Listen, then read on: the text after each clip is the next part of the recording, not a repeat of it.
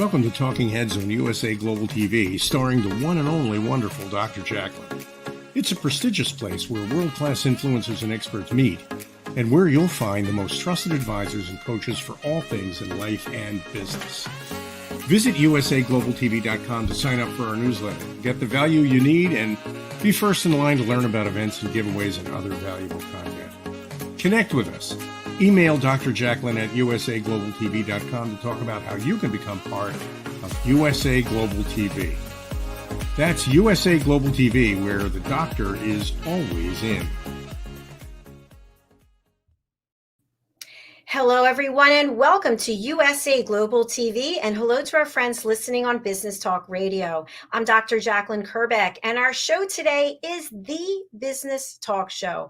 I have the pleasure of hosting this program with my co-host and friend, partner. This man is a wonderful coach, mentor, business owner, and I have just so much gratitude in my heart for him. He's been here with me since the very beginning. He has his own television shows, and obviously I mentioned he's an entrepreneur. He's his own business, and he brings key insights and a lot of experience and value to our show. Let's welcome Mr. Al Cini. Well, hello. Thank you, Dr. Kerbeck. What a kind and gracious introduction, and it's great to be here with you today. Thank you. It's always good to see you. And I have to just share that in addition to everything I said, we also learned that you are a singer. Even though you've been telling me you do not sing, we have verified that you have a beautiful voice, and now you're using it. Well, I'm using it privately. I'm not. I'm definitely not beyond our little circle. Nobody else knows but you, Dr. Jacalyn, and I learned that, by the way, in your Power of Listening Module 3, the part 3 of your program, where we learned exercises, singing exercises to help us center ourselves. And I found it to be really useful and helpful. I'm not the kind of guy who thinks that exercises like that or meditation work. I'm not a meditator, but you know what? I ought to be. And I think an awful lot of people out there ought to be too. And they really ought to look into your program. It's terrific. Well, thank you. I appreciate you saying that. I was just saying it because knowing you as I've known you, I thought it would be uncomfortable for you to sing and get out of your element, and you sort of just thrive through it. So it just goes to show. Yeah, but you didn't think you could sing. You kept telling me, from when you and I were co-hosting programs on another platform, I don't sing. But now we know that you do. So open up those lungs and let's hear that voice. Yeah. You're never too old, I guess. Thank you. So, Al, we've got a great guest backstage. He has been here before. I have so much respect for him. He's actually featured in a chapter in my new book coming out April the 4th, Adversity to Awesome. He's been featured on Forbes. He's been featured in Huffington Post. He's just an incredible person because his backstory is amazing in and of itself, but he's taken that adversity and made it into such incredible success that even the most successful people that we all identify with, they're looking to him now, which I think is wonderful how it's full circle. Before we bring him out, Robert J. Moore, I want to just spotlight you and have you share with us the work that you're doing to get people all rowing in the same direction and following their North Star. Actually, thank you, Dr. Jacalyn. I appreciate that. It's a great opportunity. We have this technique that we've developed called the Brand and Culture Alignment Toolkit. And the first question that we ask a client is, do you feel as though your people are all rowing in the same direction? And we generally get all kinds of answers wrapped around the word no, basically. Hell no and worse. And the whole point of the BCAT, if you can think about it, is kind of an assessment that a team takes. Everybody in the organization answers a question we call the incorporating question, which is, let's think of our team as though we're a single person doing its best work on its best day. Then they go online and take a survey instrument that we developed, and we profile the person that they visualize with that survey instrument, produce a cloud of different responses that essentially answer the question, are these people all rowing in the same direction? We get a quantifiable answer to that question. But more importantly, you can use that information to actually pull everybody together and aim them in the right direction so that they're not only rowing in the same direction, but they're rowing in the right direction as well. That is the Brand and Culture Alignment Toolkit, and you can learn more by emailing me at al.cini, C-I-N-I, al.cini at getbcat.com. Thank you very much, Mr. Cini.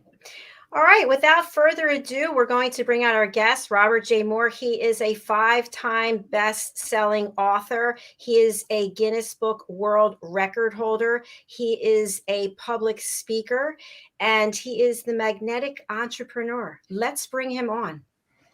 Hi Robert. there. How are you? Buddy, it's good to see you again. Good to be seen outside. And by the way, now I know you sing. Well, you've only got that information hearsay. You haven't actually heard a performance. You know what? Here's the thing. I sing too, but I don't want to recommend anybody listening. See, yeah, I think we're literally in the same boat on that. And I don't even like it myself. So, I mean.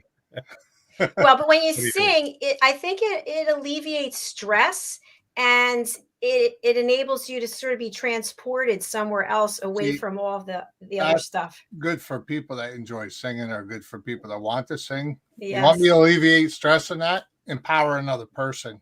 Find someone to help. Find someone to bring up. Boom. I got it. Wow. Yeah, that's fantastic. It's overwhelming power right there. You know? So true. And, you know, Robert, I think it's amazing. It's such a small world. I was just on the show with Madeline, and I understand you've been working with Madeline Chan. She's one of our team members here. She actually wrote a song about my life. Yes, She's got it with the producer in the music industry right now and putting it all together. And Great. they're going to sing it with a guy that's unrecognized, Miles. He's going to be the one singing it with her. And I said, well, I own a radio station, so why not put it on that? Yeah, well, wow. Good. Now, is that something new since you were here, the radio station? Yeah, FM, magnetic FM radio I own. So you Google it just like that. I co-own. I sold half of it to one of my students before, and it brings them to a nice level too with me. So yeah, we do is we host people on there. You're actually on there. You don't even know it because I put our video up on there. We did That's that. Great. I love it. Thank you. So I have to know how this whole thing came about with Forbes. So tell our audience, you've got your own cover. It's there behind you. Yeah. And tell our audience how this happened, and is it available? Yeah, I mean, I could put the link right in there right now where it's available. Yeah, that'd be great. If you actually just go in Forbes, dial Forbes.com, go in there and do Robert J. Moore. You're not going to miss it. You're going to see me. All right, perfect. I mean, I'm right there. What happened was, I mean, it's just simply put, I guess I've just been doing so well. All right. Sometimes you just go, and you don't realize how well you're doing. Just like the Guinness World Record. I was sicker than a dog at the time when it happened, and I wasn't going to let everybody down. So I wanted to keep going no matter what. And it was no matter if it killed me or not, because I almost died doing it. So, but simply put, when you look at a situation with Forbes or Huff and all the rest of them that I'm in, being recognized is one thing, but accepting the recognition when you're doing it, it's really pretty powerful, because then you got to digest it and say, holy cow, I really did this. I really achieved another goal. To me, it's just a little bit of credibility and recognition. Everybody thinks, well, it's huge. It's huge. Well, it might be, but I'm not looking at it that way, because I still want to keep myself level-headed. I still want to keep myself not better than anybody else. I still want to keep humble, and I want to be able to help those people that can't help themselves and help guide them in the proper perspective. And you do a ton of work as a coach, and I think that that's also relevant as well. So I'm keeping you on spotlight because your backstory is amazing. As I mentioned, you're featured in my new book, and I hate to have to keep taking you back there, but that's how you ended up where you are, right? Yes. So Don't deny it. It's my story. Yeah. So share what you will about your story with our audience. Well, to go right back to the beginning, I mean, I was raised in Canada, Mississauga, Clarkson, Ontario, and I was going through school. I just felt like I didn't belong in everything that was going on in my life. I found out my mom wasn't my mom; she was my stepmom, and that kind of set me back quite a bit when I was 12 years old. I don't know if they realized it, but when I found that out, it hurt me. It almost made me feel like I couldn't confide in these people no more, and they were my parents. I looked at my two brothers and, I just shook my head. I kind of went away. And I guess it stuck with me because it dragged me down and down and down because of that. I didn't realize how bad shit dragged me down. So I started drinking when I was 13 years old. I became a drug addict, alcoholic. By the time I was 31 years old, after losing a lot of people in my life, even the mother of my kids died in my own hands, giving birth from a pulmonary emboli and an epileptic seizure at the same time. And that's when I really got into the drugs that time. That was in 1992. So when I decided I wanted to become a better person, it wasn't until 2005. I put myself in detox. When I put myself in detox, that's when I said I really needed it. Now, mind you, I've already put myself in detox numerous times. And they said to me, why is this time different? Why is this time any different from the rest of the time that you just came in and got clean and got healthy again for a week and then went back out and did the exact same thing over and came back 6 months later? I said, because I really feel I want it this time. I said, I'm tired of it. I can't do it no more. So, and I went from there. Normally when you go into a treatment center, it's a 3-month wait. So I said, where am I going to go for 3 months? I'm at a detox place. They're not going to be able to keep you. They're usually going to keep you 7 days. They talked to the manager, and the manager said, if he can get the funding from the welfare system, we'll gladly make sure he stays here to 3 months. As long as he doesn't mess up and take off and come back. He has to stay here the whole time. I said, okay, I'll agree to that. Well, I made a phone call to 13 or 14, maybe 15 different places for detox. From detox, I made it to the treatment centers. And one said to me, and it was like 2 hours away, they said, are you willing to come Tuesday? Bring all your stuff Tuesday and we'll sign you up. I said, I got scared all of a sudden because now it's reality. And I said, yeah, I'll be there. I said that, with hesitant. But then I got off the phone. I thought of it. I said, okay, now I got to get up there. So I did get up there. And I ended up staying there. Normally it's a 2.5 to 3 month stay. They kept me for 4.5 months because that's how bad I was. I needed extra intervention on the way my behavior was and the way I was thinking and carrying on with things. So I stayed there 4.5 months, and then I went and got myself educated. The education was something else. Starting off with education, for one, when you're looking at education, you're being new to society, and you're used to doing drinking and drugging in society in order to get by, in order, hey, look at me, I'm okay, kind of defense mechanism. While I'm in school with people 15, 20 years junior to my age, and they're all talking about the parties, and I'm thinking to myself, wow, if these guys only knew the parties I had, or like I feel like using now or something. I didn't feel like using though. I felt like grabbing a beer just to fit in, you know what I mean? And I wasn't going that route. So I said to myself, not now. You're in recovery. You're going to do it. And this is what you're going to do. You're going to keep strong. So I kept going to meetings and meetings and meetings to make sure I was under control. I didn't lose my spot. I'd phone people and listen, I feel like this. I want to use, help me out. So they got me through their moments. Right. And when I got through those moments, I ended up going through a wide variety of addiction on education now.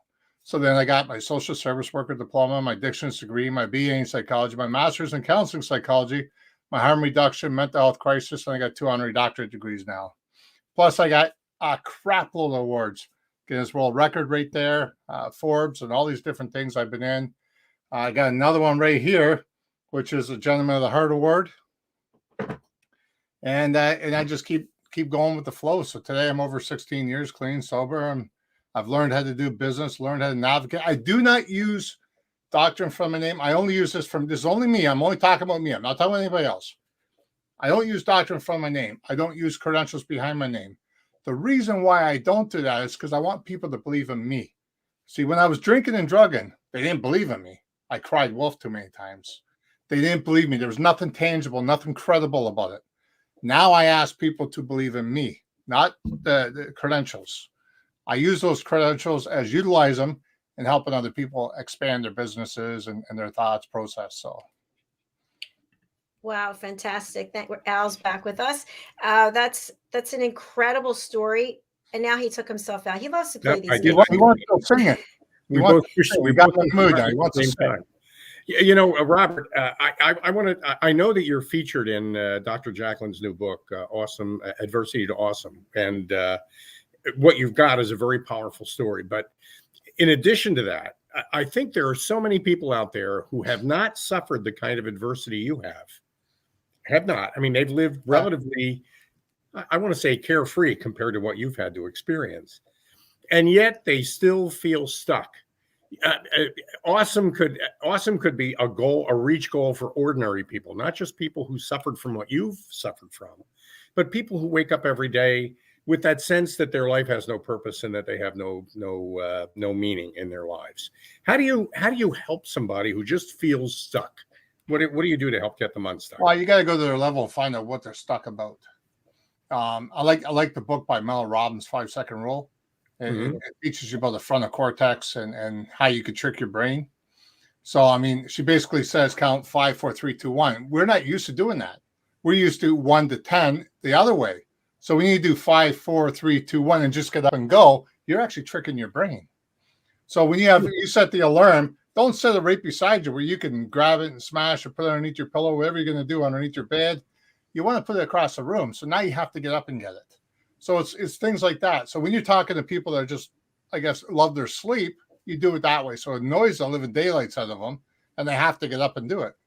Right. So when I'm talking to, say, someone that's a mechanic, I go to their level. I talk to them about a car. So it's basically I'll sit there and say, oh, well, this part of the car, what's that called? And they'll say, like, I know what it's called, but I mean, I'm telling the person that, to get them engaged. When I'm doing it that way, that's bringing them to the thought, okay, well, I'm back to where I'm comfortable. All right. Now I start opening things up. You start opening and building that relationship with that person. And then I get to find out, see, first of all, I was a registered therapist for 15 years, I must add, and a counselor for 12 years. And that's the reason why I know the ins and outs. When I use my psychology to figure out, even with my students, my clients now today, I sit there and I watch them. I watch the physiology of the face. I watch their body language, the tone of voice. I watch how they're reacting to things. I watch how they're actually pursuing things on the outside with their marketing and that. And it allows me to be able to figure them out.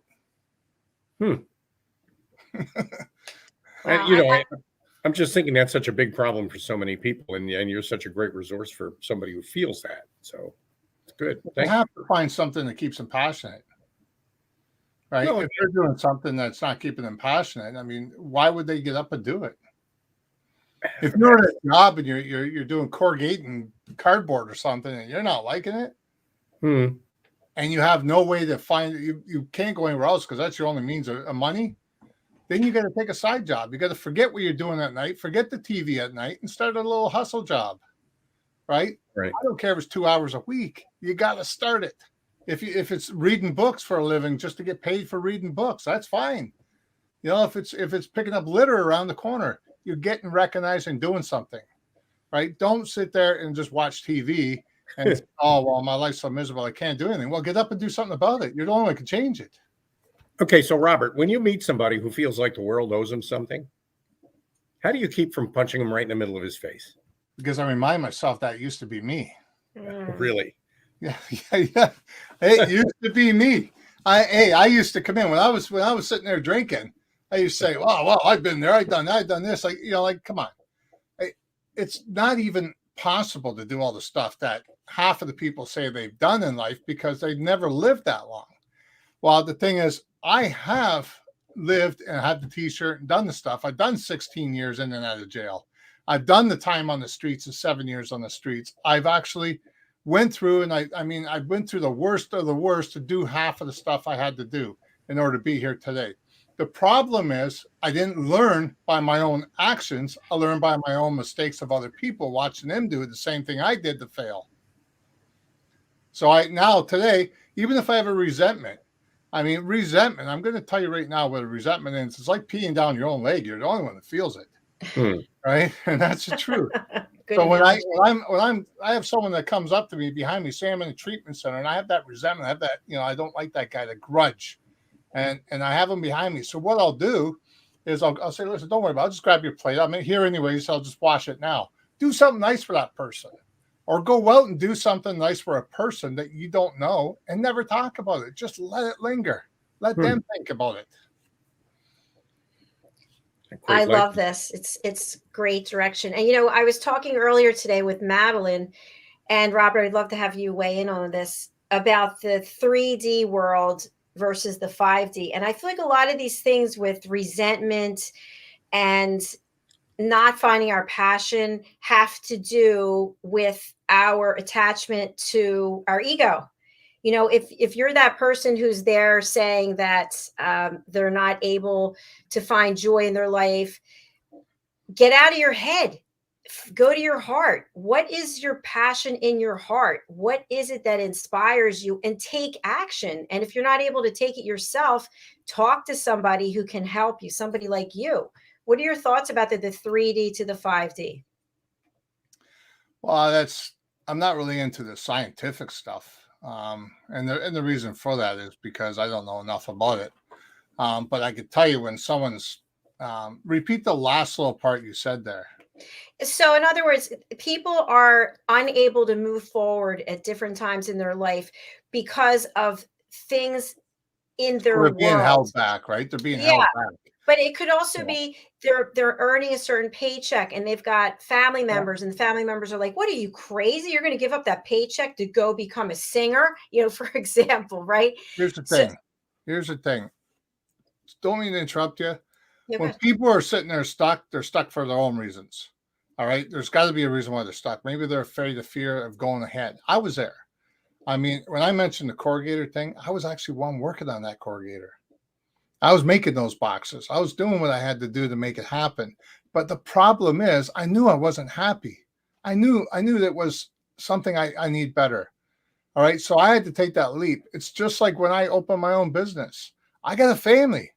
How do you just jump into a world when you're working for people and just start a family and ask your wife if, hey, listen, we have children. Do you want to stay home or do you want to work? And knowing in your mind that you would rather her go to work, but you don't want your child going to daycare. You want the child home, right? There's a reason for that. It's because, first of all, you want to raise a child. You don't want to miss that time with your children, right? So then it goes from there. And it's like she wanted to retire. She goes, I would rather you retire. I want to raise the kids. And it was a relief to hear that. But at the same time, now it's like, oh, what am I going to do now? Now I got to work the extra hours. Well, I did that. I hustled and grinded, as people will call it. I just call it as just showing people that I'm capable of doing these things. I show the solution to a problem, and people will come forward with that. When you show a solution to a problem, and people are sitting there saying, "Oh, this person has that solution that I've been looking for. Maybe this will help. Let me just try it a bit." And when you come to marketing of the situation, the problem is people will sit there and look at the marketing and they'll sit there and say, okay, well, I'm going to market the situation. They'll do it once a week or once a month. That's not going to work. All right. When people see things once, they go, oh. When they see it twice, I mean, it gives a little trigger. When you see it 3 times is usually when they at least look at something like that. 4 times to 7 times is when they actually buy into something. So when you're actually doing an email, like that, you have to do at least 7 times, but you got to do it on certain days. You got to do in the middle, you got to do nothing and then go back to it afterwards. So basically 1, 2, and then forget 3, and then 4, 5, and 6 is what you're doing. And I was taught that by one of the top strategists in the world on how to do the marketing in that, because what I did was 4 years ago, I fired my entire team. And I basically learned all aspects of my team. So I wanted to learn the foundation and the structure of my business. And that's what I did. So in those last 4 years is when I built it up so it would be what it is today. Well, congratulations again on all your success. And I feel like you are very true to your heart. Like for what you just said about the degrees and the doctorate, is you're not leading with your ego. And by the way, I'm not leading with my ego either with the doctorate. That's another story for a different reason. But you're leading with your heart. And that's what I feel is so important. That's why I think it's so wonderful that you're here, because that's what we're all about. Well, the way I see it, I like to keep humble. I don't like to be better than anybody else. We all have a pedestal. But the thing is, I tell people, don't ever put me on a pedestal, because if I fall, you fall with me. I rather, if I'm feeling I'm falling, like for instance, when my brothers all died, I got 3 brothers that died from drugs and alcohol, right? One died in 2001, one in 2015, one died in 2020. Now, when those dates come up and they die, and I feel like I miss them, feel like I'm a little bit, I feel bummed out. What I will do is sit there and go to myself, okay, well, how am I going to empower other people, make them feel good. Because when I see them smiling or understanding something they haven't understood before in a long time, or they misplaced their smile as is, right, or their happiness, then I'll try and find a way to make them happy. Even if it's gifting them a free chapter in a book or something, even if it's gifting them something that they wanted for a while, or giving them hope that they can get it. It makes me happy. That's, I would just talking to you, Robert, and getting to know you. And I mean, there's an awful lot to you, not just your history, but everything you bring to the table now, in addition to what you've lived through. I would figure you to be a tough love kind of a guy, but you're really not a tough love kind of a guy, are you? Well, I'm pretty firm with the words at times, right? Yeah. I mean, I can be tough love. I don't rather people go through their own mistakes. There's sympathy and empathy, right? So when you got empathy, you're cuddling the person and that you're taking away all their emotions and you're taking them upon yourself. Now they don't feel them. When you have sympathy person, you got the Kleenex and you just point the Kleenex like this to them, and they're grabbing it themselves. So you're just allowing them to know it's there. So the next thing you know, they hold on to their own emotion and digest them themselves and learn how to deal with them. And that's the way I like to work things. I like to let people go through their own mistakes. I don't want to take on their stuff. Mm-hmm. And like not too long ago, a lady, it's been 15 years and she still misses her dad. I told her, I said, go to the dollar store, grab a balloon. She goes, why? I said, just go to the dollar store, grab a balloon, make sure it's got helium in it. She was perfect. And that she goes, now what? And I said, I want you to write a note to your dad, what you never said to him before. And put it on that piece of paper there, tape it to the balloon, let it go. You know what? She's happier and pig and poop right now. Like she goes, wow, did that ever work? Something so simple. But the thing is, you're getting it off your chest and you're sending it with hope and a prayer to the person you love. So if you get a CEO, I know you're a business coach, a really, really good, very effective business coach. You get a CEO and they're just frustrated that nothing seems to be working for them, or that no matter how hard they work or no matter how hard their people work, things never change. Next month is going to be just like this month, which is just like last month. None of the initiatives, none of the new stuff. So they come to you and they complain and they bitch. And you know, because you're coaching them, that a lot of it is that definition of insanity. If you keep doing the same things over and over again and expect a different outcome, that's the definition of being crazy. I'm going to ask them when they're going to stop running the show. What I was going to say is, if you think of them as kind of a fish, how long will you reel them out before you tug on the line and land them? Well, I'll ask them probably the second or third time that they come to me and complain about it. I'll sit there and say, how long are you going to let this happen? You're going to change it or what? And they're going to say, I'm trying to change it, but I don't know what to do. I said, well, maybe you should start asking for the help instead of running the show. I'm going to tell you, for instance, Les Brown's daughter. I've been coaching her for a while. And that's no word of a lie. Serena Brown Travis. I've been coaching her. She at first, when she came to me, she spoke on my stage. She never, ever spoke on stage before as a keynote speech. It was her first time. And she was like, Robert, I don't think I could fill 35 minutes. I said, wow, that's a bit different. Les Brown could speak for 12 hours straight without taking a breath. Pretty much, anyways. I mean, he does take a breath, but I mean, when you come to it, that's basically what it looks like. So, but she didn't want to be like her father. She had to get up. I had to let her get up there and break those rules that her father embedded in her head not to do. So I discussed her afterwards. She goes, I feel really weird because my dad says, don't do this, don't do this, don't do this. I feel like I broke those rules. And I said, but you're not your dad. So he made those rules for you, but you don't have to abide by those rules because you're the one speaking and you have to be you. So we started off that way on that note. Then we got her out there, published books, and and then we started talking to her. She was going through some hard times, and I walked her through that. And she sat there and said to me, she goes, "You're amazing." I got videos out there that it shows. She just says some wonderful things about me. Just as a matter of fact, just the other day, I introduced her to another lady, which I'm working with. She's opened her own publishing business, a sister of my publishing business. She opened up.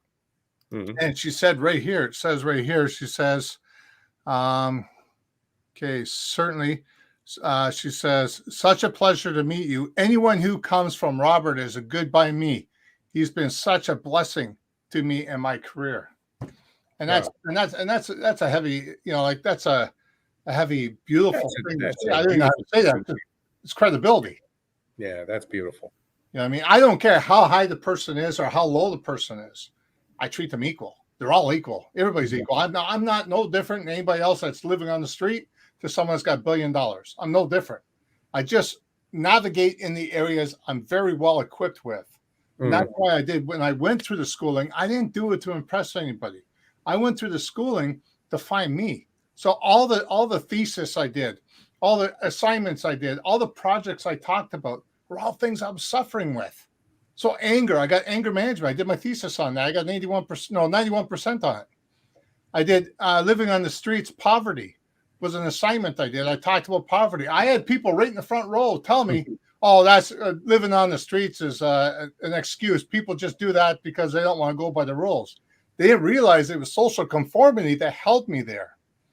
I couldn't get out because of social conformity, right? I didn't have a place to get the welfare. Back then, you can't get welfare if you're living on the street. You had to have a residence, right? So I had to find my way out of that. And it was tough. It was really, really tough. With everything that you've already accomplished, what is next for you? What are the other dreams that you still have? You know what? I'm going to achieve some bigger top goals. I will. I actually got a magazine coming out in March. It's absolutely going to be amazing. I got some serious people coming on. So if anybody's interested in that, they can get a hold of me and go on the magazine. Actually, right now, the magazine cover, I got on sale for a very cheap price. So people want to be featured on there, as long as they're not the type of person that's derogatory, as long as they're not the kind of person that negative. If it's negative to my business, I'm sorry, I got to refuse, right? If it's something evil, I can't do it. I can't do haunted stuff. I can't do witchcraft stuff. I'm not into that. That's not my forte.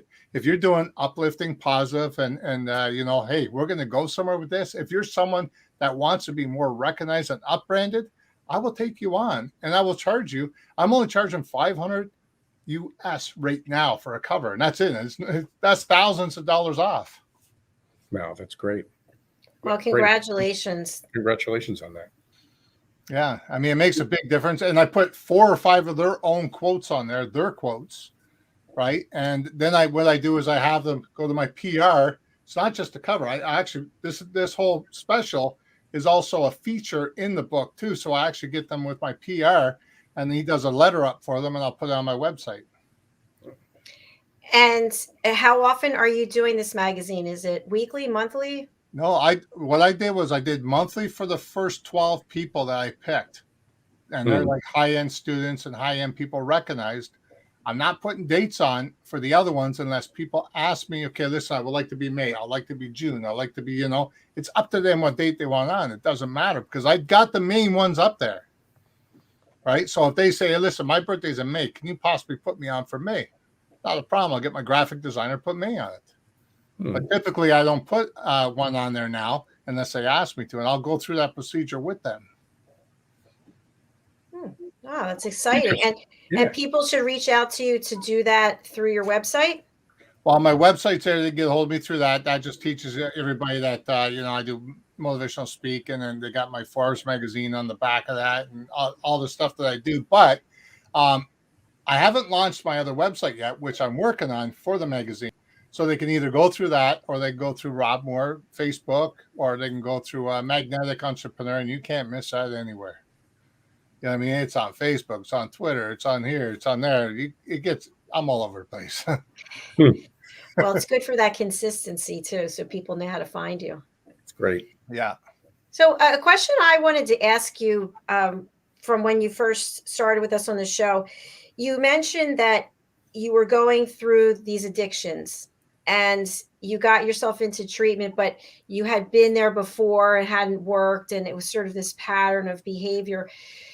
And at any moment, the last time you could have broken, right? But you were tired of it. You were tired. But at the same time, what I'm wondering is your body had to have been used to having those substances in you, and you had to, I would think, be going through some kind of withdrawal, which makes you mentally weaker or emotionally more needy. How did you stay so strong when you were going through all of that? Here's the thing. I wanted to be sober more than I wanted to be drunk. All right. I didn't want a mood altering drug to ruin a $3 sandwich. Okay. You know what I mean? Like, I mean, I used to say it the other way. I used to say, I don't want a $3 sandwich to ruin the drink, the buzz I had. But when you're looking at the situation, here's the thing. I like to call it the 18-inch rule. If you're underwater, if you're literally underwater, what are you wishing for? You're really dreaming for. You want that air. You want air. You want to breathe. Well, if you put your dreams together, like I did, want that water, 18-inch rule from your head to your heart, 18-inch rule. Put it emotion behind it. Once it's in your heart, you put emotion behind it. You're going to go gather that dream a little better instead of working on that corrugator, like I mentioned before, that you're not happy working and you just whatever, right? Now, if you're looking at the situation, if you're putting emotion behind something you enjoy doing, you're putting a passion in it, you're going to struggle a little bit. But the problem is, you know, you're going to get past that smoke. Once you're past the stuff that you're actually going through, that you find hard times, it's sweeter on the other side.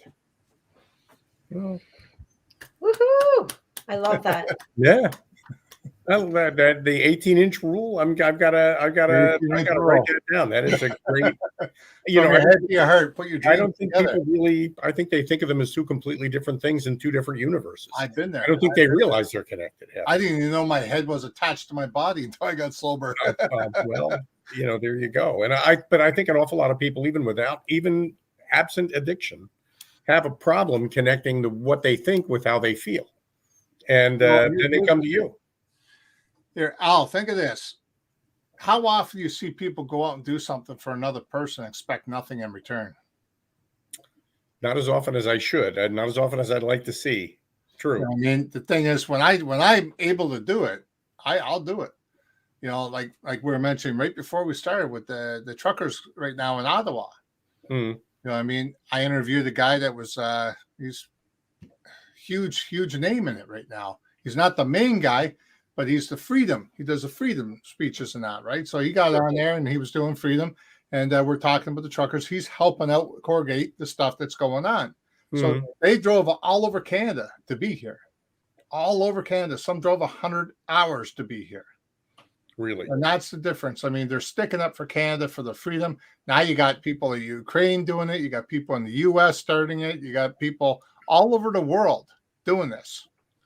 And they're blocking all the borders. All the truckers are blocking the borders so nobody can come in or out, right? Because they want the mandates to stop. They had enough. This 2 years has been atrociously ill. They're trying to control us with, you can't go across the border unless you have your shots.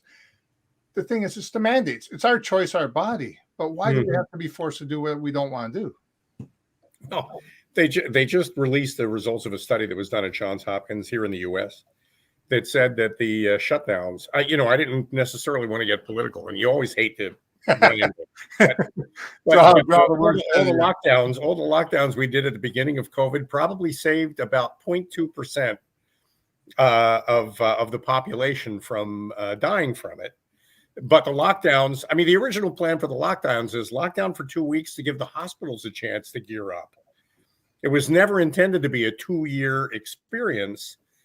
But, when it really does kind of poke at the whole idea of what your government's supposed to be about. Is it about supporting and serving you, or is it about ruling and running your life for you? And I just feel that I feel they overstepped their boundaries. I think they're thinking that too. And I bet there are an awful lot of politicians who are having a lot of difficulty saying, I'm sorry for things that they've been doing over the last couple of years that are just turning out to be bad ideas. Start becoming humble then. Yeah, a little bit of humility probably isn't a bad thing, especially for a politician. So the truck drivers that you're talking to, and you said you interviewed them. I interviewed a guy. I interviewed a guy that's he's seen as someone that's helping the convoys out, and helping them direct them in that. His name's Pat King. They call him the real Pat King. Well, he's a really big guy. He's got like 250,000 followers, like myself. So we got on there yesterday. We were talking, and we're just basically getting into the nitty gritty of what it's all about. And I want everybody to understand that it's not about violence. It's not about the fact of people going down there with Nazi signs and people going down there and ruining things and fighting, and you have to get the SWAT team out or anything. It's nothing about that. They all sign paperwork. They literally all sign paperwork sitting there saying that they're going to be protesting, but it's going to be peaceful. It's a peaceful act that they're doing. They're not going to honk their horns after 7 o'clock at night anymore because of the residents there. They were doing it every hour for 10 minutes. I mean, I'm what, 2 hours away, and I could hear it from here. Yeah, well, wow.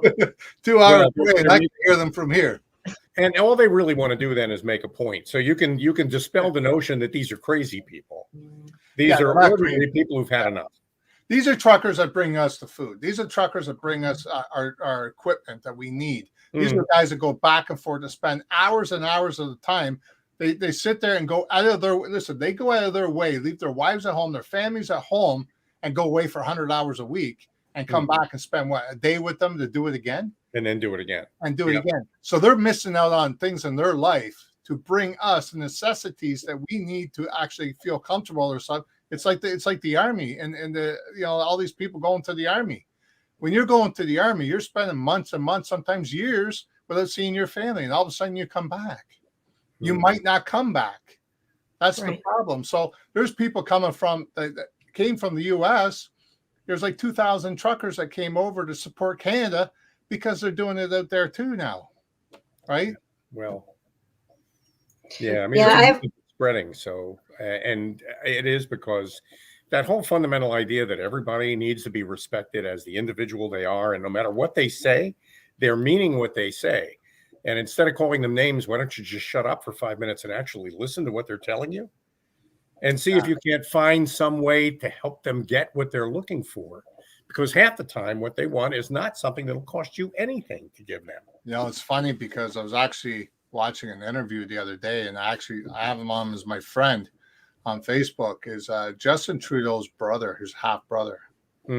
Right. And he doesn't believe in what his brother's doing. He's telling him, step down, get out. Enough is enough. You know what I mean? He says, whatever they have against you, whatever they have on you, get out. Let it go. Interesting. I mean, that's his own words, straight out his words. The future, the hope for the future isn't exactly what you're describing, that people will just sort of all come together at some point around the fact that each individual has rights and those rights need to be respected. Well, that's the biggest thing, right? That's the problem, that people aren't respecting those. Right? I mean, people are like, like the Hitler used to do, like, you do it my way or else. You know what I mean? Like, basically, and we don't want that here. We don't want that in the States. It's not just about the individual or the truckers. They're fighting for the rights for everybody else in Canada. It's like the people go to the army. When you go in the army, you're fighting for the rights of everybody that's alive, that's across the world. I've always had a lot of respect for truck drivers. I don't know how they do it. I don't know how they're away for so long, and that journey they take has to be lonely. Whether it's just you or somebody else in the truck cabin with you, but. I got some mad respect. Right now, they're dying for some gas. Right now, I've been told there's people bringing gas cans in. It's not enough. There's a lot of trucks out there that need gas. I'm going to actually do something. I'm going there Sunday, and I can probably stay till Wednesday. I can still work from my phone. I'll grab a Airbnb down there. I've already booked. And here's what I'm going to do. I'm going to offer my community. I'm going to actually offer them a chance to write in a book for $250. And 100% of the procedures are going to go towards gas for these truckers, because they're fighting for something is freedom for me too, and for my son, and for my wife, and for everybody else around the block. You guys, everybody, because if they do it in Canada, they're doing it in all these other places in U.S. and everything. It's all about going over that U.S. border. They're not allowing them. They're trying to tell them that they have to quarantine. What happens to that food in that truck when you quarantine for 14 days? Yeah, that's incredible. Yeah, that is. It's amazing, the policies and the practicalities. The problem is what I've always said, and I've said it a million times. I'm from New York. I lived in New York for a long time. What we really want in our government is competence. Just be able to do the job. It's not about the policies. It's not about the promises. It's not about the pipe dreams. Do you know how to keep things working? Because that's what your people need you to do. But these days, it's all about there's too much ego in politics, and it's toxic. Well, his own brother actually stated on the video, and this is where it really caught me. He said that Trudeau's actually putting stuff out there. It's almost like it's a witchcraft kind of thing. You know what I mean? Like he's telling people that you have to do it this way or else, like it's a cult thing or something. It's not. Yeah. It's not even about that. It's simply about, we do not want to go by the mandates. It doesn't matter if you're vaxxed or unvaxxed. It has nothing to do with it. It's the mandates is what we're talking about. You know, I mean, there's a huge thing going on with the mandates, and I think they're mixing it up. And what they're doing is they're throwing people in there to make it look bad. They have, we got the Nazi flag, and they got, things on their face so you can't identify them. Those are the people in the news doing that. No. They're not the people protesting because they sign paperwork. And if they do happen to do that, they will walk them out of there. I want to circle it back real quick. I know that we're almost out of time, but I do want to circle this back to what you do for a living. By the same token that you have the freedom to live your life, you also have the freedom to succeed at what you're trying to accomplish. And I can't think of a better person to talk to than Robert J. Moore about finding the power of your freedom to do the things you need to do to become a better version of yourself. Now, I want to make sure that everybody out there who's listening, if they want that kind of empowerment, then you're the guy to reach out to. You're the guy to call. That's fair enough. I mean, in order to be the best you got to find who you want to be. So here's what I do. 10 years down the road, I know there's one person I want to be, and that's me 10 years down the road. So I got to look at the fact that what financial state I want to be in, what kind of position I want to be looked in, and what kind of position I want to be in. How do I want to dress? How does that look for me 10 years down the road? Do I want to be living in this town? Do I want to be living? You got to structure that in your mind. Just do a little two sentences on the page, how you want to look. Do it in bullet points if you have to. Now, you got to remember, you're never going to catch up to that person. It's 10 years in advance. So I've learned how to, listen, I want to be this person 10 years down the road. You can even do it 5 years down the road if that's what you wish. I like doing it 10 years because it makes it more of a catch, more of a chase. Well, I keep looking at myself 10 years down the road and thinking, I'm off track here because I'm not in line in what I want to say or what I want to do with that 10 years. Now, things will change. Things happen in life that could shift you. You got to learn how to stop going off that railroad and just keep going forward. There's things that are going to bother you. I mean, I'm talking, there's people that die in front of your face. The people are going to hurt you. People are going to criticize you. The more people that try and criticize you in your work, that means you're doing something right. I'm not even joking. The more people that try stealing my business, try stealing my ideas and that, I'm going to be honest with you. That means I'm doing something right. And that's a sad way to look at it. But people are admiring what I'm doing. They want to take it away from me. No. Definitely. Yep, that's true. I think it's also true. I've shared this before since I started this platform, but I've had a lot of rocks thrown at me, like small pebbles, boulders, It's just kind of like I learned how to put on that suit of armor and go forward and realize, I've arrived. Glad you noticed. You know why? It's when you break through that ice and you don't worry about what other people are thinking of you. Let's put it this way. Steve Harvey says it best. You want to worry about those people thinking of you, but let's worry about the fact how often they think of you. It might be once a year, might be once a decade. Yeah. And you're worried about them. You sit there and let them rent space in your head for how long? For what? That? Yeah. Forget it. Yeah. And, and you get somebody who's out there is saying things like, you're whatever it is you're trying to do, there's no way it's going to happen. It's more than you deserve. You're just not able to do it. You'll hear that. When you think about it, though, if you really, really think back, you probably said that to yourself, and that's why it hurts so much. Well, that's for guarantee. But, when I was growing up, I had negativity all around me. And I was always told, you're never going to add up to nothing because all you are is a lying drunk, a thief, whatever it may be, a drug addict. You're never going to become somebody. You're never going to be somebody. And so I had to make that change. And I walked away from my family for 2 years. Right. I didn't talk to them for 2 years. When I did talk to them, they were like, is he dead or something? They didn't know. They didn't have a clue. They were looking around all over the place. My probation officer at the time, everything. They were looking all over the place. And I wasn't on probation. I was just trying to get clean and sober and trying to live my life. Now, the thing is, when I got clean and sober, after 2 years, when I called them, they were like, wow, what do you mean you're clean and sober? I said, yeah, I just finished getting my social service worker diploma. I just did 2 years in college, and now I'm in university. What is going on here? Now you're putting them in a set of shock, and what you're doing is you're looking at the fact of you used to cry wolf. Now you're not crying wolf. Now you're taking action, doing hey, listen, I'm doing this now. I'm not just talking about it. I'm not just, we're going to give you hope. I'm actually proceeding in what I'm saying. Yeah, that's great, inspirational story. Thank you. I'll give you another story. One more story. I know you got to get going soon. I'm going to give you one more story. There's a guy that came up to me, and this guy, literally, man, he was brokenhearted. He was fishing for answers like there was no tomorrow. I met him at an event. It wasn't even my event. He come up to me, hand me his business card like this. He says, check out my business card. I said, lovely, I'll check it out.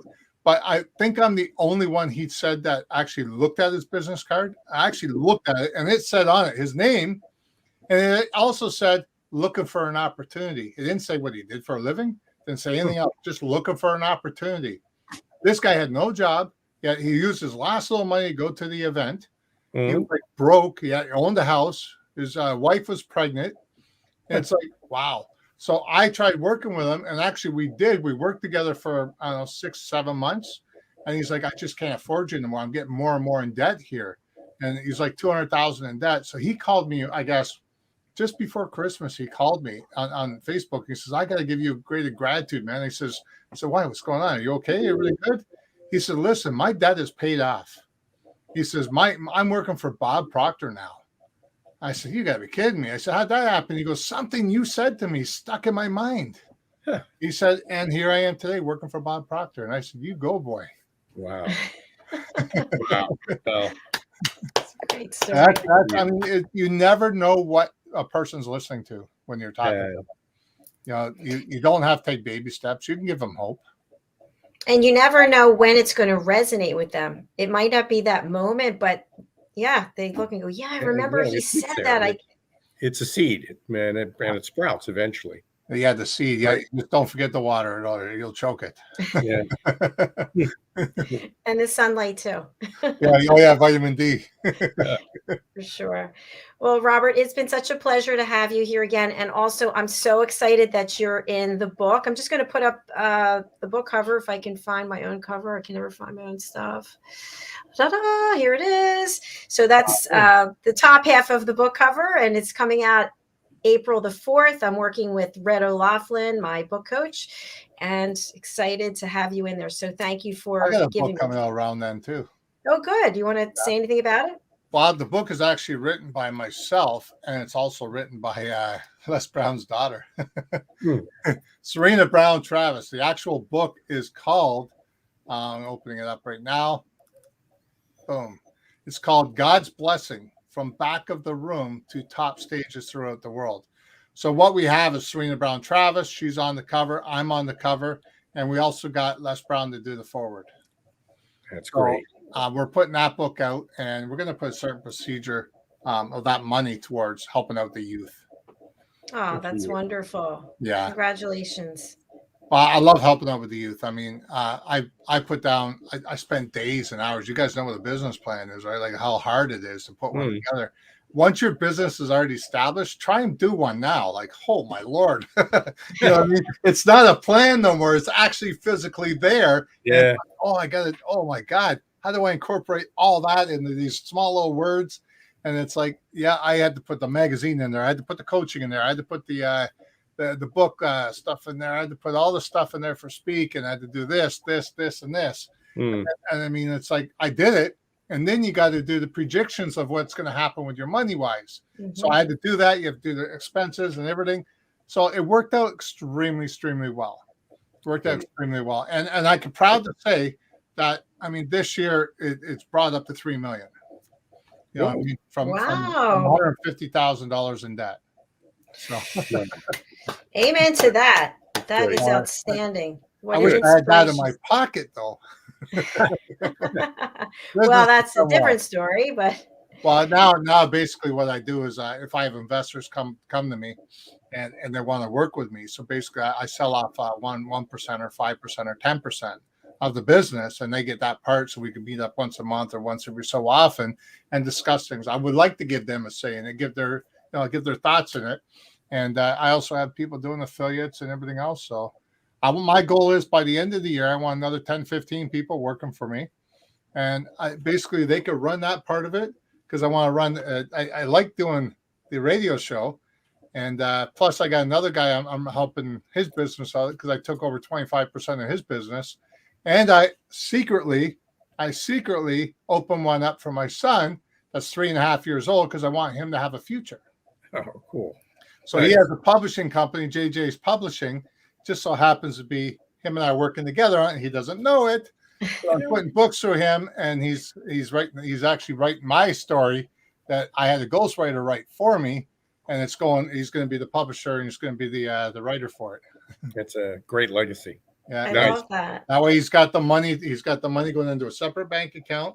It's all attached to his stuff there, and I mean, why not? When he gets 18 years old, I'm sure he could sell it off for whatever it's worth at that point in time, or he can continue with it. So I love the creativity that you have in that. It's That's really really great. cool. well, you got to think ahead because I'll be honest, in 20 years from now, I don't think CPP is going to be there. I don't think none of this other stuff, retirement stuff, is going to be there. And that's just my firm belief. Take action today, right? Get that money stored away now. Get it out of your mattress, Al. Yeah, I won't put Working the on that. mattress because we can throw them out, and whoops. Well, Robert, thank you again so much for being here. I'm just going to spotlight you. If you can share for the listening audience, the visual can see the banner that I'm putting up, but what about the people on Business Talk Radio? Business Talk Radio. You gotta love it, eh? You know what? This is the thing. I love being on this show because you're authentic. You know what I mean? You're both are authentic. You're great people to hang around with, and so the thing is, I love it because humbleness is on here. Nobody has to be anybody different. We just have to be ourselves. And same with life itself. Try to be yourself. The more you're trying to be someone else, the more you're failing being you. And that's one of the things I've learned. You know, when Eric Thomas used to say to me when I was being coached by him, why are you in such a hurry to go somewhere when you haven't figured out where you're going? Ain't that the truth? Stop being such a rush to get there. A lot of people focus on the money. Oh my God, I'm going to get out there. I'm going to be an author. I'm going to become a millionaire. Doesn't work that way. How about get the credibility from that book? And that I'm going to tell you right now, one book made me $3 million. One book made me $3 million. And why did that do that? Because I built the credibility around it. I've been on stages all over the world with the top people in the world. I'm well recognized. I'm in Forbes magazine. I'm in Inc magazine. I'm in Guinness World Record because of one book. And I did it the right way. It takes a little longer, but in the long run, the foundation and structure is thickened, and you won't have to worry about it watering out when you have a pandemic. Important. Absolutely. Well stated. Please do reach out to Robert on his website. And you've got a new website coming, you said. I do have a new one coming. I'm not releasing that till March, and that's where people can actually see the stuff that's on it. It's going to mimic Forbes, Inc. and all them, the same kind. It's a website for my magnetic entrepreneur, basically magazine. For a media mogul. Good. It's going to be loving. I'm loving it. You know that? I'm loving it. Well, we're really happy for you. And we're glad that you're a friend of ours and also a friend of USA Global TV. So we appreciate you. Yeah. Thank you. Yeah, definitely great having you. You guys are amazing. You guys are amazing. I love the background. The new background's amazing too. Thank you. I think Al and I look good in purple and blue, don't we? That's my color. It goes perfect, especially if you start singing. Yeah. That's on a future show. We'll get him singing. Hey, that's no worries.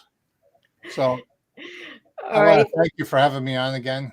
Pleasure. Thank you. You're welcome anytime. Yeah, we'll get you back. Well, I got a few of my students I'm going to hand over to you and have you interview. I think you'd be really intrigued. Good. I would love that. Good. Wouldn't you, Al? Great. I think we should fill up your calendar. Yeah. Good. Go over to usaglobaltv.com. Book your session. Perfect. I'll put it out there. All right. Thank you so All much, right. Robert. Cheers, everybody. Cheers. You're Bye-bye. I always learn so much from him, don't you, Al? It's great suggestions, great guest, who's lived a very interesting, storied, complicated, troubled, and resourceful life. And what better role model is there than somebody like Robert for people that are just trying to get out of the hole they're in, however it is they ended up in that hole. So great guy to talk to. Absolutely. And I can see why they call him the magnetic entrepreneur. So he So, definitely has a magnetic quality about him. No yeah, doubt. people are drawn to him. Right. So as we close out for today, Mr. Cini, I'm going to spotlight you. Do tell us about your other TV programs, where people can find you, and Sure. also about BCAT. I know you're very busy, but you probably could take on maybe one more client or two more clients. I don't Sure, know. 30, So 30 more clients wouldn't be bad. I mean, it's a system. So yeah, it wouldn't be bad. And we can help. We have the ability to help a lot of people concurrently because a lot of what we do is computerized. And that's the Brand and Culture Alignment Toolkit. And it's a system for not just finding the purpose of an organization, but personifying it, turning it into a role model that the people in the organization can use as a point of alignment to make their own personal plans to become better versions of themselves. So as Robert pointed out in the interview, you can't become a better version of yourself until you know what that better version is. Our job is to discover it, reveal it, articulate it. That's what we do with the Brand and Culture Alignment Toolkit. I can be reached at al.cini@getbcat.com and also on rvntelevision.com. rvntelevision.com, all one word. We're starting a new program called The Advocates, and it has its own website, The Advocates, all one word, .tv. And it's a series of interviews on people who change other people's lives, people who advocate for solving a problem that people face with their tips and advice and how they go about helping people overcome some of those challenges. So I'm really looking forward to that. We're going to meet really interesting people who have a mission to change the world in a very positive way. And I'm expecting that'll be a fun ride. So thank you, Dr. Jacalyn, for the chance to talk about both. and by the way, I got the email that RVN Television is moving. Anything you want to share about that for people They in have New moved. They Jersey? moved to well, you remember the old studio, and Yes. the new studio is very upscale. It's beautiful. It's spacious. It's very modern, and it's only maybe a mile or two away from their old studio. So then they just began broadcasting, streaming from that studio this week. Fantastic. So if you want to meet Al Cini in person and do an interview with him live, are you still in Cherry Hill, or is it? It's Mount Laurel, New Jersey. It's Okay. right outside of Philadelphia. So it's Fantastic. easy to get to from New York or Philadelphia. And we also interview people via Zoom. Well, I highly encourage people, if you are in the local area there in New Jersey, to get together with Al. It's great to meet him in person and have an interview right across from each other, or do it via Zoom if you're not in the local area. And, and I owe them a debt of gratitude because I wouldn't have met you if it weren't for them. That's where we Exactly right. got together. And I'm so very grateful to them for that. And this has been a great opportunity for me, Dr. Jacalyn. I really appreciate it. And I'm thrilled about your new book. I think that book is going to be, I think that's a must read for an awful lot of people. Well, I will be contacting you for a testimonial. We do have our first two chapters. Each chapter we're going through over and over again, Red and I, and we've got two that are really nailed down and ready to go. So good. Great. Yeah. It'll be a great title when it's out, and I'll look forward to that. Thank you. All right. Well, thanks again for being here, Al, and you enjoy the rest of your day. Thank you, Doc. You too. Bye now. Bye. Hello, everyone. It's been such a wonderful day of broadcasting, and I really do appreciate all of you being here. As Robert was just talking about authenticity, I've been going through my own journey, which I have a major flare-up of eczema, which is why I'm wearing these glasses, because I have all kinds of things on my face. But we just keep going. We just keep moving forward, and at least with me, I like to do whatever the most difficult things are. I like to do them first. And, I could have said, hey, I'm taking this week off to try to get my skin healed. And I thought, no, I'm not taking the week off. I'll just put on some glasses and just move forward. And I hope that that's what you do, that you don't let these things in life deter you from going where it is you want to go to. And if you do, you don't know what you're going to miss along the way. So for example, if I decided not to broadcast this week, think of all these guests I would not have met, all the things that I wouldn't have learned, and all the things that I wouldn't have been able to bring to you, our loyal followers. So I hope you get out of your own way and look for solutions wherever you can and enjoy the ride, because that's really important. I absolutely love what I do. I feel very blessed that I made a huge change in my life, leaving the corporate world and my six-figure paycheck and all of my healthcare benefits and all the traveling that I did, staying at 5-star resorts and eating the best food, all paid for by my clients and by the company I worked for as part of my job. It was amazing, but I am much happier now and doing what it is that I find passion in, which is helping people find inner peace through effective listening and providing a platform for people to share their stories from across the world. And that means you. If you have a story that you want to share, please go to our website, which is usaglobaltv.com, and just go to the top, book your session. If you like our shows, please go over to our YouTube channel, which is also USA Global TV. Just click subscribe and you'll find all of our shows. We have about 15 to 20 shows that are live each week. You can watch the shows there, and then you can watch them on the replay, either on YouTube, or you can go to our website, USA Global TV. That's all we have for right now, except that we have a new show coming starting next week. It's called The Film and Music Show, from Hollywood to Pinewood Studios to Nashville and Broadway and the West End. We've got amazing singers, songwriters, actors, directors, producers already booked to come on the show. So we hope that you'll join us there. That is on Thursdays. And we also have a new show, which is obviously the title of my new book, Adversity to Awesome. This is a show where I interview people who have incredible stories, like Robert J. Moore, how they've overcome incredible adversity to being the awesome person they are. And obviously, as I mentioned before, Robert J. Moore is in my new book.